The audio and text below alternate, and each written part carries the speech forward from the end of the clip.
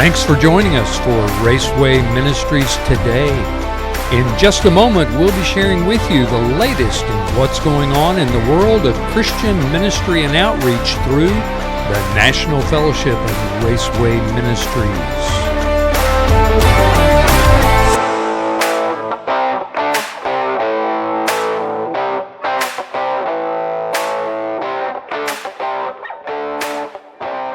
Well, I would like to welcome everyone to this edition of Raceway Ministries Today. Raceway Ministries Today is a podcast platform that we use to promote everything that we do in sharing Jesus with race fans and others all across the United States at speedways, both large and small. And today it's a privilege to interview and talk to one of our Board of Directors members with the National Fellowship of Raceway Ministries, who happens also to be currently a champion in the Southeast Super Truck Series. I'm talking about Allen Huffman. Allen is the director of NCN Ministries. And by the way, NCN stands for, what does it stand for, Allen? New Creation Nation. All right, New Creation Nation. And he also has NCN Graphics. And by the way, just as an aside, if you might need banners or if you need printed material or anything like that, maybe you need to put some graphics on your vehicle, Allen can do that. He's done a lot of it over the past year, so NCN Graphics can be your go-to location for any of those kind of things. Allen also is involved with Hickory Motorsports, been involved a great deal with auto racing outreach and going to different venues across the country to share his story and talk about the Lord Jesus. And then Allen also has traveled a lot with National Fellowship of Raceway Ministries. Not too long ago, we were at Darlington Raceway, and in the midst of Allen's busy racing schedule, he came over to Darlington and brought his super truck and put it out there for the fans to see, and was able to hang around the truck and have a lot of good conversations and share literature and share the Lord with the race fans there at the Darlington Raceway. In addition to that, in the midst of all the other things that Allen does, he's a student at Southeastern Baptist Theological Seminary, working on a Master of Arts degree in Christian ministry. And so busy guy, but in the midst of it all, he's been able to accomplish the goal of becoming champion in 2023 with the Southeast Super Truck Series. And so that's what we want to talk about today. Allen, welcome to the show. You already chipped in and helped me to clarify the name of your ministry. I appreciate that. But how are things going over in North Carolina today? It's going good. Thank you for having me on the show and being a part of the podcast. And everything's going good here. Nice, cool 27-degree morning here today. Well, that ought to get you out of bed and get you pumped up real quick, walking out into those kind of temperatures. I'm sure you have a busy weekend going on. What's coming up? Yeah, actually heading to Charlotte Motor Speedway tomorrow morning to speak with Greg Berkey with ARO for auto racing outreach at the World of Outlaws chapel service in the morning. Good. And then we'll leave there and head north to Norfolk, Virginia to speak at a church up there for their missions conference. Good. Sunday morning, and then come back home and head to Greensboro, North Carolina, Sunday night for the North Carolina Baptist Convention that'll be going on there Monday and Tuesday. Okay, so you'll be there Monday and Tuesday, and I'm sure you'll have a display there and be able to talk to people about NCN Ministries and all the other things that you do, and make yourself available to speak and preach as you have opportunity. You know, I forgot to mention that a few minutes ago. In addition to all the other things that you do, gosh, how many times have you had opportunity this past year to speak or to preach at rallies, conferences, youth gatherings, racing events? Have you been able to keep count? I actually need to sit down and I've got everything in my calendar. I need to go back and see how many times that has been. It's averaged, two to three times a month. Wow. All year, which, the opportunities to be able to share the gospel and all of that I would say have doubled this year. So super excited about all the opportunities that God has given to just be able to share His story. Oh, yeah, no doubt. Well, I'm excited for you that you've been able to double up on the opportunities, and I pray that those opportunities will expand even as we walk into the new year. Now, in the midst of everything that you have going on, and I know you've raced a lot. Racing is a passion of yours. You love racing, and you've been very involved in it. You've been champion before at Hickory Motor Speedway.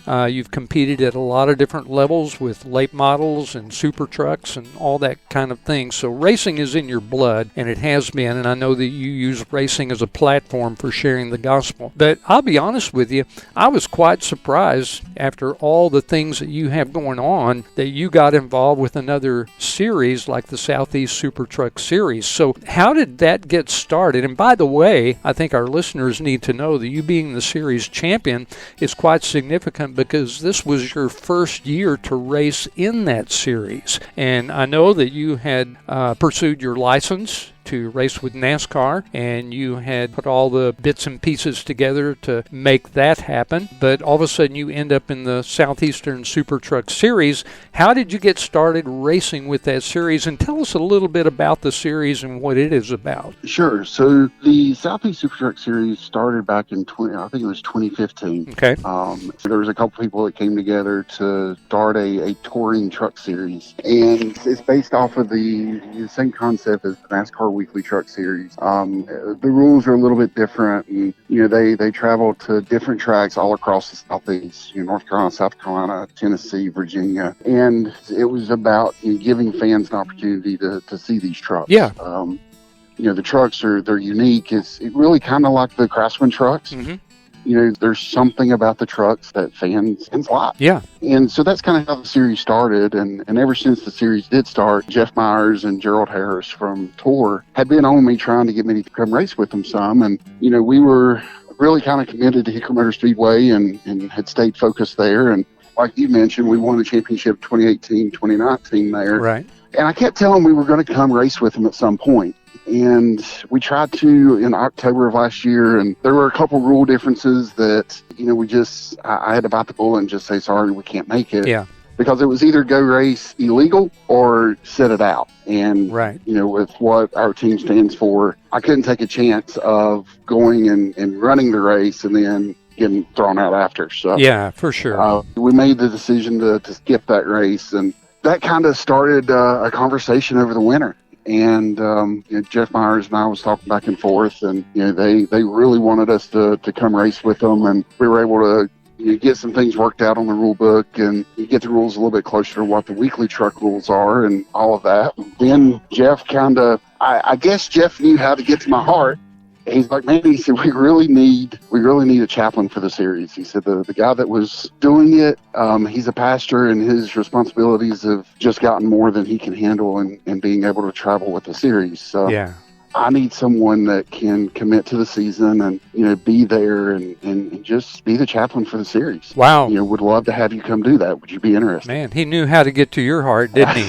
He did. And it was interesting timing because Hickory has a phenomenal chaplain, and, he had started a couple years ago and just done an awesome job there. So, it kind of felt like our time was from the ministry role there had kind of not come to an end, but they had someone for that. Yeah. Yeah, for sure. And it was good, so that kind of got us thinking pretty seriously about going to race with the Southeast trucks, and it wasn't even on our radar to try to compete for a championship because it's a lot tougher competition. You're going to different tracks. There's a lot more that goes into any racing tour than when you're just running a local short track. Yeah, sure. Well, obviously, like you say, being the first year and cracking in the way that you did, maybe the championship wasn't on the radar screen at all, and that's certainly understandable. But wow, what a turn of events to get involved as the chaplain and then also as a competitor in the midst of it all. And then all of a sudden you wake up one day and find that you're in the running for the championship. Pretty exciting stuff. Yes. Now, you mentioned that the series competes in North, South Carolina, Florida, Tennessee, Virginia, and so forth. What are some of the names of the tracks? I mean, obviously some of our listeners are very familiar with the landscape over in that neck of the woods. What are some of the tracks that you go to? How many races were in the schedule for this year, and how many competitors did you have that you were up against?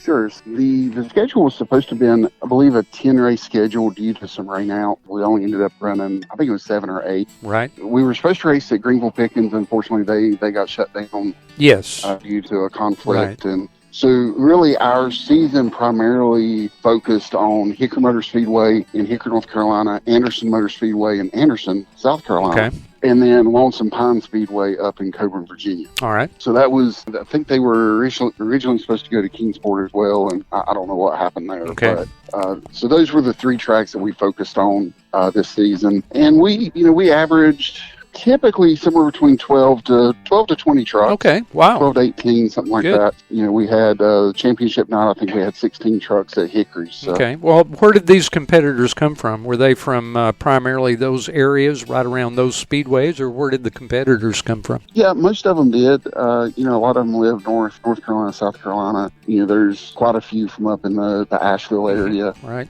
As well as down in the Anderson, South Carolina area. So. Well, I would guess, though, that being racing country over there, these were pretty stiff competitors, probably no slackers at all. Yes. So pretty competitive series, I'm sure. For sure. And, they've been in this series. They've ran at these tracks. And, it was cool to, it was a different venue for our team, a different challenge. And it was really cool to be able to go up against some new competitors and just to build some new relationships. Yeah. Our team had a blast racing with these guys, and they're all there because they love racing. Yeah. Oh yeah. And it just it was a different level of competition, but we race hard on the track. Mm-hmm. But at the end of the day, we can get out and shake hands and just enjoy fellowship, which has been great. Yeah, well, I know you enjoy fellowship with your team, and I know you guys work hard. You've had a good team together for several years to get you the championships there at Hickory Motor Speedway. So once you all jumped in to the series and locked into the schedule, ups and downs, that's part of any race team's experience in the midst of a season, and you guys were kind of getting your foot in the door and getting started with this series for the first year. So tell us a little bit about the ups and the downs of the season. What were the good times? What were the bad times? What were the scary times? What were the exciting times? As we stepped into this, really the exciting part was getting to go to new tracks. There's an adrenaline rush that's like none other when you walk into a track for the very first time. Oh, yeah. Yeah. You've not seen it, and you're there to compete. Yeah. Yeah. So those were cool to be able to walk in. And then, even the first race of the year, we qualified. I think we qualified third.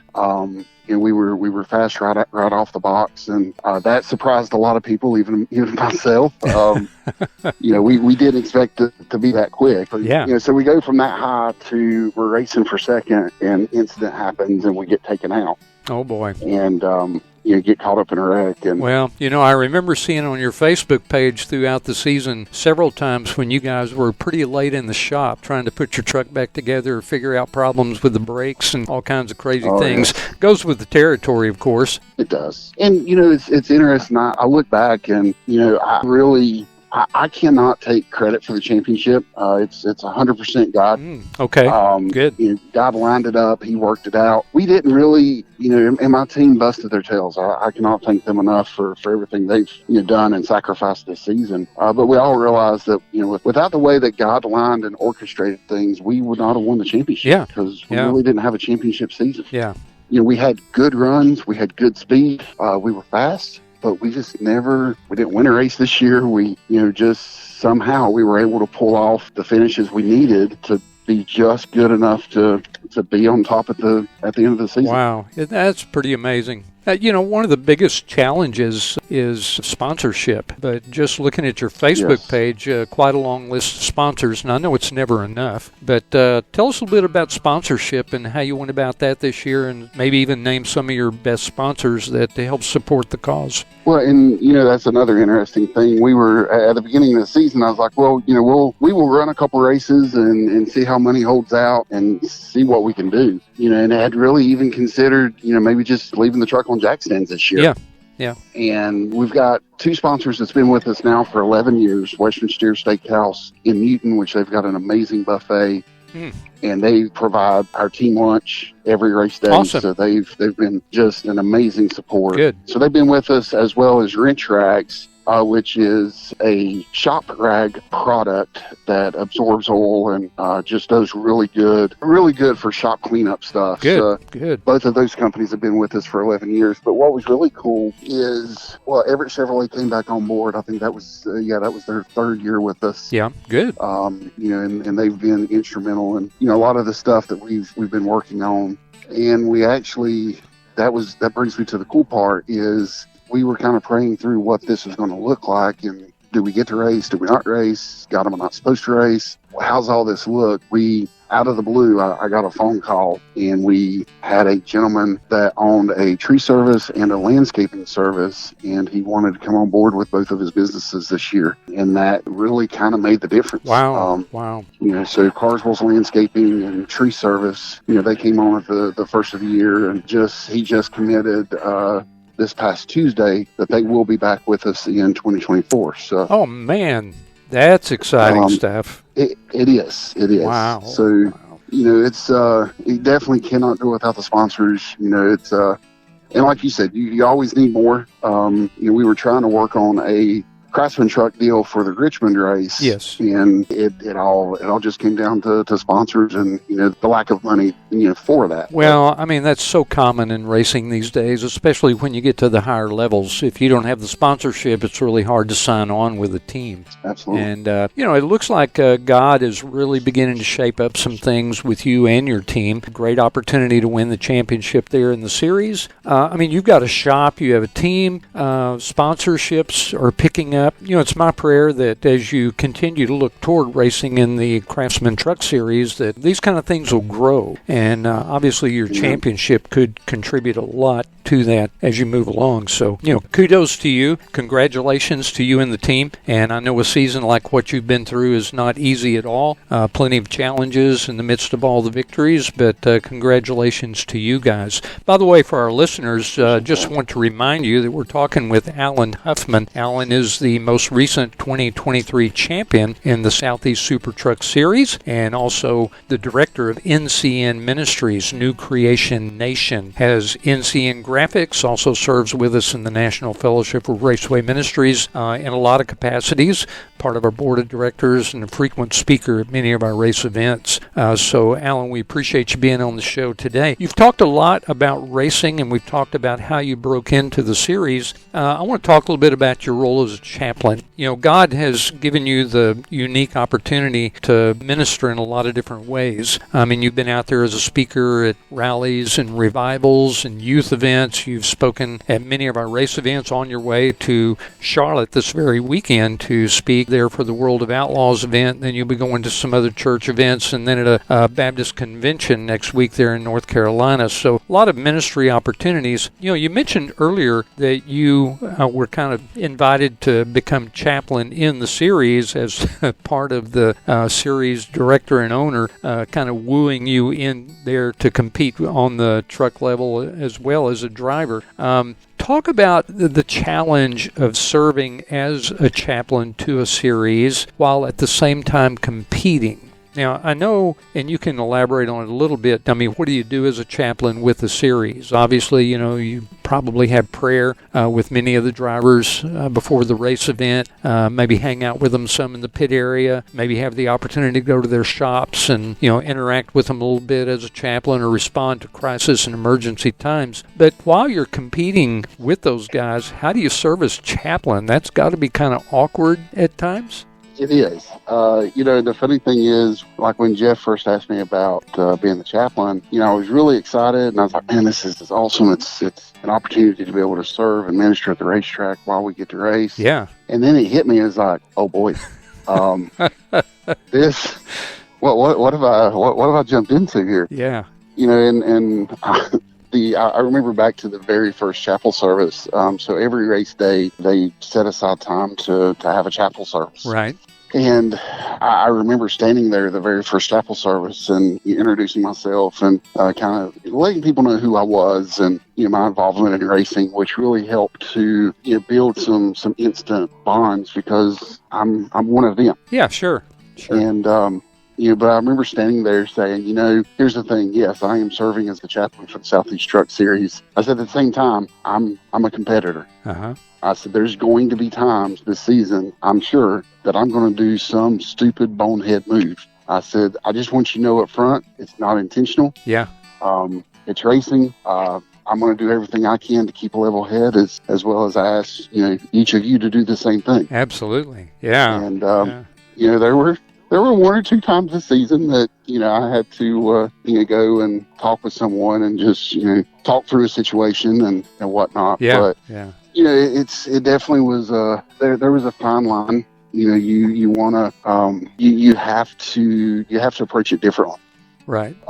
You being in that position and being a racer, it's very easy for racers to hold grudges. And, oh, yeah. I remember what you did back on June 11th in 2015, and I still owe you one. Yeah. And as the chaplain, you can't do that. So exactly. I had to try to. There was times this season that I had to try to remember that and just we're here to love on them and support them and encourage them.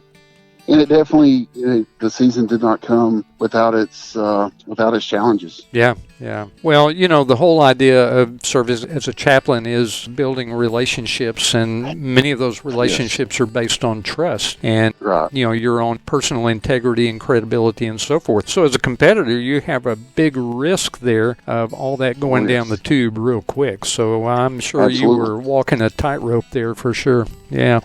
You mentioned speaking at chapel services. What other tasks did you find yourself involved in as a chaplain there at the Raceway with those guys? Sure. So, I tried to go by every vehicle before the race. Good. And just let them know, praying for them and Good.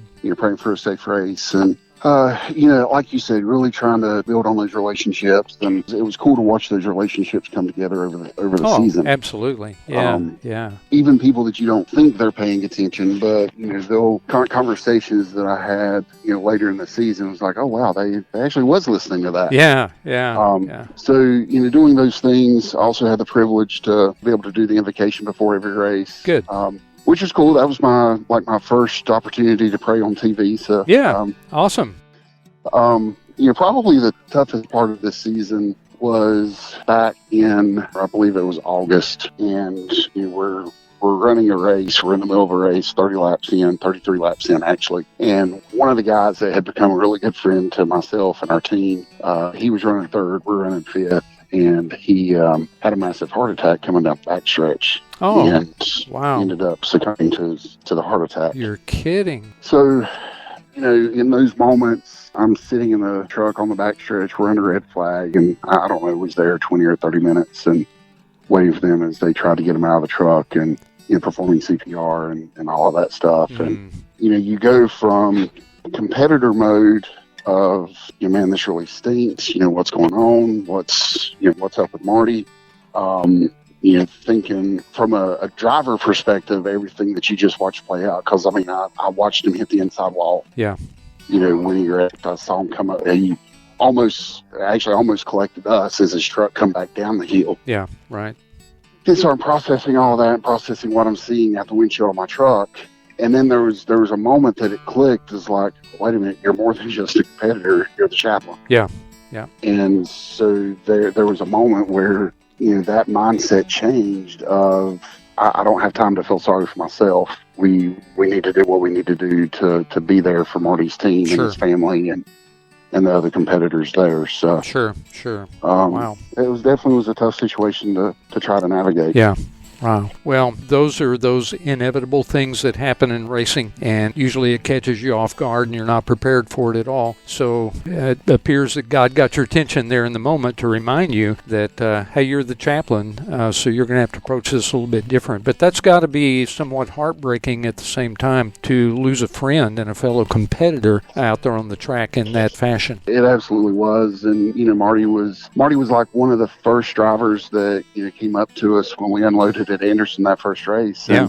And, we built a great friendship, and, he was a great competitor. He was a great friend, and just, and I say that, and I do want to mention this because I think it's important. I'm driving home that Saturday night, and the things that was going through my head wasn't about how great of a race car driver he was, how great of a friend he was, all the awesome conversations that him and I had.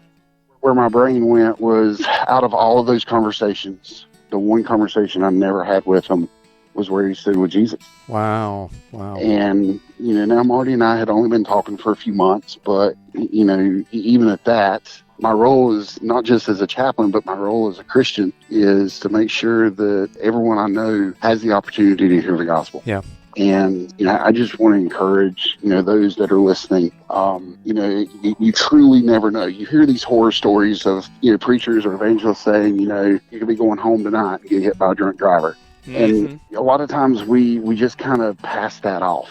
Right. This legitimately happened right in front of me. Man. And it was a stark reminder of the importance of evangelism and sharing the gospel and letting those that are in our lives, in our circles, and in our world know that there's a God that loves them, that there's a God that cares for them. Well, no doubt there's a lesson to be learned there, Allen, and it sounds like God has taught you something huge in the midst of that tragedy. And I know that you're very faithful to share the gospel in conversation. You've preached so many times and spoken so many times and been very bold about sharing God's love and God's grace in Christ with people. And yet in this particular situation, you were caught off guard, and there wasn't an opportunity there that you created to be able to talk to him about the Lord before he perished. So huge lesson there to be learned.